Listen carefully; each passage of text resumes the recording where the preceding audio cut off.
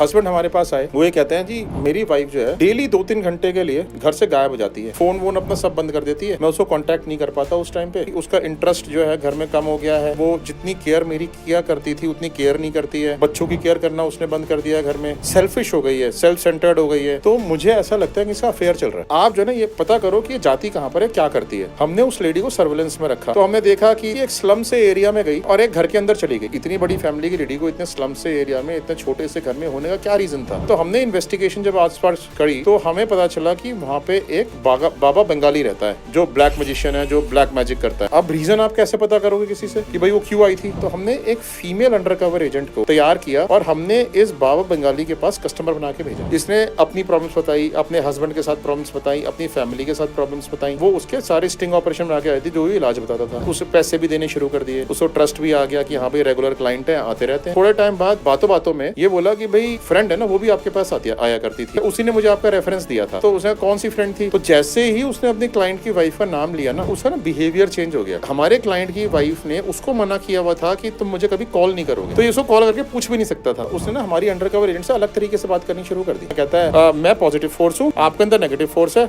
आप मुझे अपने आप को सरेंडर करोगे। He wanted sexual favour. फिर उसने बातों बातों में पूछा अंडरकवर एजेंट ने, क्या जो मेरी फ्रेंड है उसको भी सरेंडर करना पड़ा था। उसने बताया कि बेटे उसको तो सरेंडर करना पड़ता ही है, चाहो तो आप उससे पूछ भी लेना। उसने ना इस सारी बात की रिकॉर्डिंग बना ली। फिर उसने ये भी पूछा, कहते कि बाबा जी लेकिन उसका क्या काम था। कहते बेटे उसकी ना सास उसको बड़ा परेशान करती है। अपने क्लाइंट को बताया तो चौंक गया वो तो एकदम से। क्लाइंट ने कहा जी ये तो ऐसे तो मैंने से सोसाइटी के लिए, इसको तो खत्म करना है। फिर हमने क्या किया कि हमारी जब अंडरकवर एजेंट थी अगली बार जब गई, और हमने पुलिस को पहले से इन्फॉर्म करके रख रखा था, जब अंदर गई वो और उसने हमारी अंडरकवर एजेंट का गलत हरकत करी, ठीक है, तभी हमने पुलिस से रेड करा दी।